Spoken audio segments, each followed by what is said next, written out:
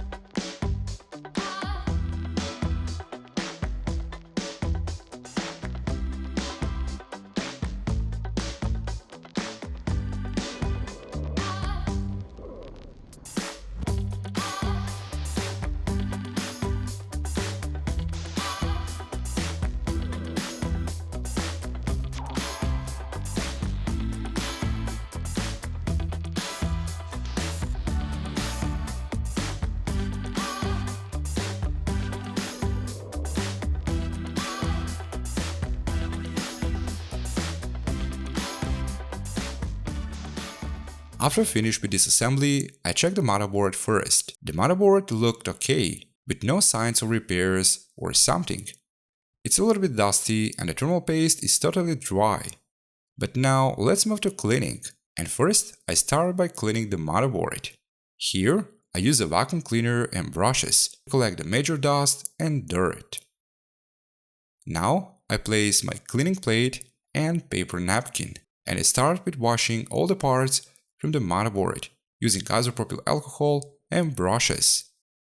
The motherboard was a little bit sticky because through the years this laptop was in many different conditions like cold, hot, condensation, cigarette smoke, and etc. And the only way to make the motherboard like a new again is to wash it in detail. After washing this part of the motherboard, I took hair dryer and a soft brush and I start with drying the motherboard. The brush in this case serves to collect some leftovers and remove some possible stains from isopropyl alcohol. So in the end, the motherboard will be much cleaner and shinier. Now I clean my cleaning plate, I place a clean paper napkin, and I move to clean the other part of the motherboard. here I cross over the same cleaning process as before.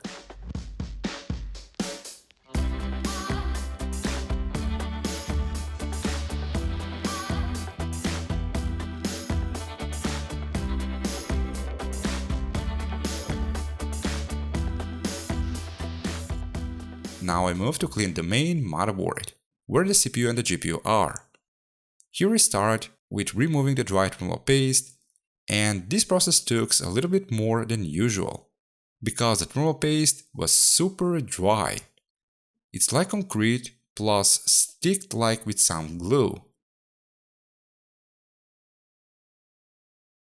After cleaning the both, the CPU and the GPU, I wasn't really satisfied.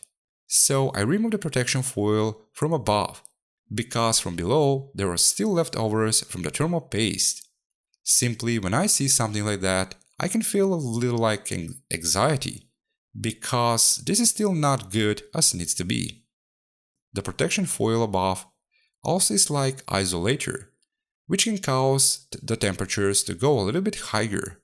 But anyway, everything will work fine even without these covers, with no problems at all.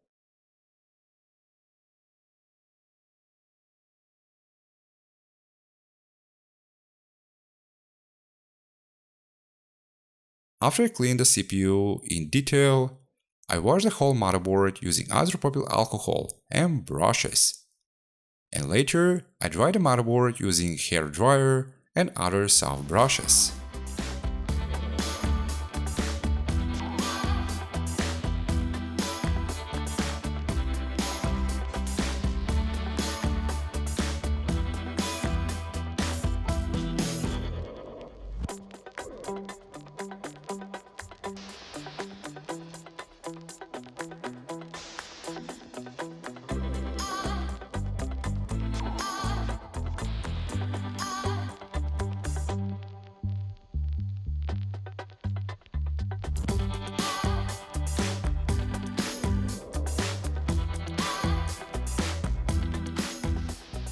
Well, and finally I'm done. And all these parts of the motherboard are clean and shiny.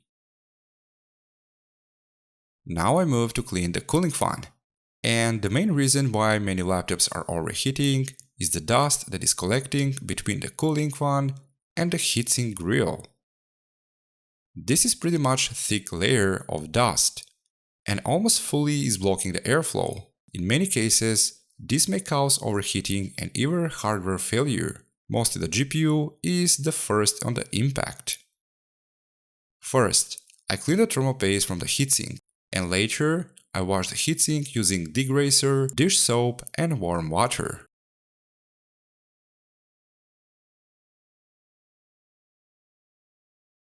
The top side of the cooling fan is removable, so the cleaning is going to be easier. Also, the cooling fan blades in this case are removable as well. The cooling fan I clean it using 96% isopropyl alcohol and brushes. Just standard things as always.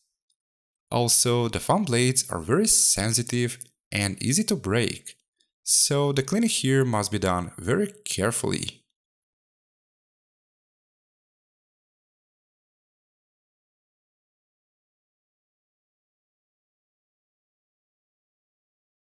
After I wash the cooling fan, I dry the cooling fan using hair dryer.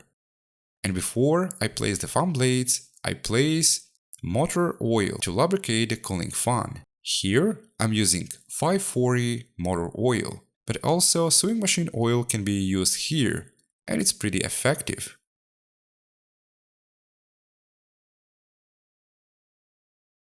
Now the cooling fan is looking great, and it's like a new one. And as well the heatsink is looking great. The next in the row is the keyboard. Here I start with a vacuum cleaner and brush, just enough to clean the major dust and dirt. After I clean the major dust and dirt, I move to clean the backside of the keyboard. I put a little bit of the isopropyl alcohol of the soap napkin, and I clean the backside of the keyboard together with a flex cable. To clean the front side, I used a few different things. First, on the brush I put a little bit of the isopropyl alcohol, and start by cleaning the keys all around. Then, again I used vacuum cleaner to collect the leftovers. And as final thing, I used soft cleaning napkin and vacuum cleaner again. After cleaning, the keyboard isn't sticky anymore as before, and it's looking much better. After I finished with the keyboard, I moved to clean the other smaller components, like the web camera, the Wi-Fi, the speakers, the CD-ROM, and all other things.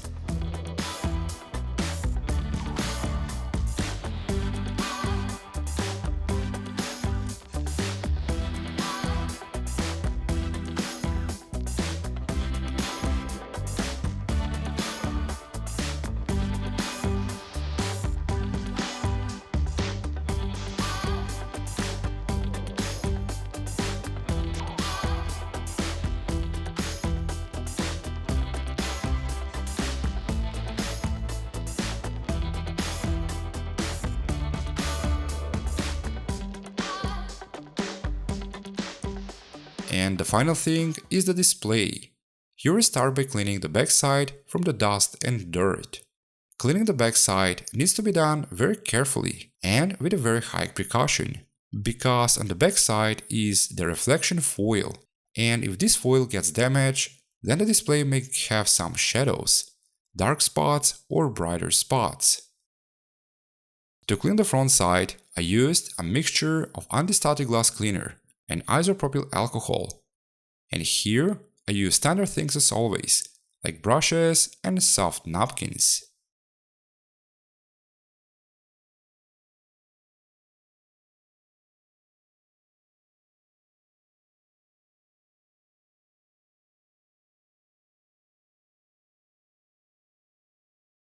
After cleaning, the display looks much better.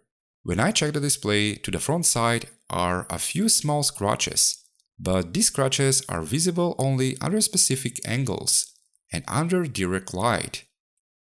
Also, this is very expected for an old laptop, but in general, the display is in a pretty good condition considering the age of the laptop and where this laptop was found. And the final thing is the case. The laptop case is too much broken, even if I do some repairs, won't last long, but I found the exact same case for this laptop. The case needs some small repairs, but nothing much compared with the old one. Now, I move to a little disassembly. This case I got it with a keyboard, which is not in a good condition. I got it with a CD-ROM and two parts from the motherboard. One part is totally destroyed, but the other one is still fine. I did not notice at first, but this case is smashed from the top side and the plastics are a little bit curved. But anyway, it's still useful. I mean, this case is far better than the old case. The old case is totally destroyed. After I finished with this assembly, I moved to washing the case and cleaning the case. The case that has no electronics, I wash it using warm water, dish soap and degreaser. The other part that has some electronics or cables, I clean it using an anti-static glass cleaner, isopropyl alcohol, brushes, cotton buds and soft napkins. Actually, I re-cleaned the whole case a couple of times, until I got the desired result. After I cleaned the case, I moved to do some repairs. On the case, some of the brass nuts were missing or broken, so I don't have some huge repairs. First, I used a super glue which is more dense to fix the parts in the place. And then I used a different type of a super glue to reinforce all the parts in place.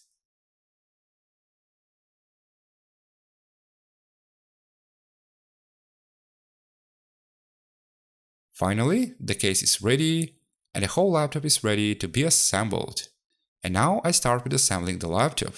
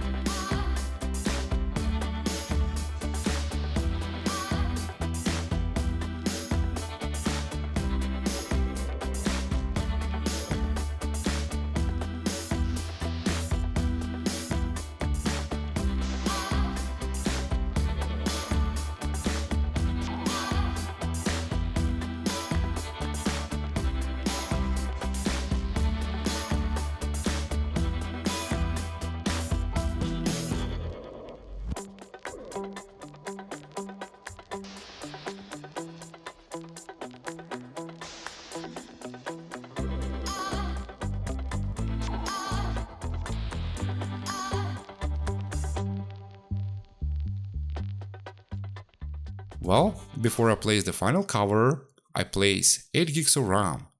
It's not much, but it's going to be good for a basic use. And as for the disk, I used one of my test disks. It's 120GB Samsung SSD. It's still in a great shape and good condition, and great for this old machine.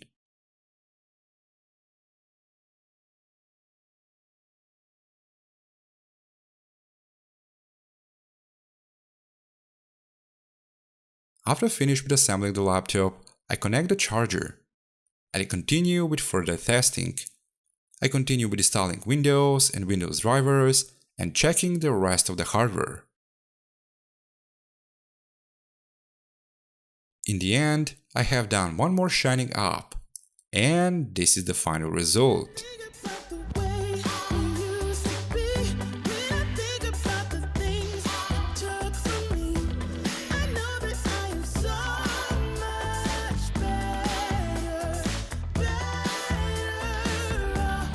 Well, and a few words about this machine.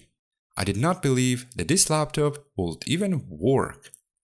I was afraid that the AMD GPU was overheated and will not work after installing the drivers, but everything turns to be just fine.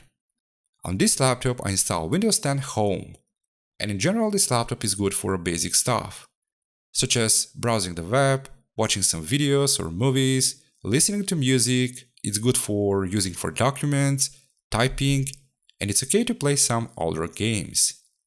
On camera, you can see the display has flicker, but this is not because of the refresh rate. When I've tried to change the brightness, I found that the display has some problems. Also, the flicker is on camera only. In person, there is no flicker. The display is working fine, but on some brightness level, I mean if I put the display on a lower levels, the display is going pitch dark. But anyway, on a maximum brightness, everything is just fine. Anyway, for the laptop that is taken out from a dumpster, this is not bad at all. And I'm very glad because this machine is working again. Well, I hope you enjoyed watching this video, and I hope this video will give some ideas and inspiration to back in function some stuff, or make some stuff even better. Thanks for watching, and I'll see you in the next video.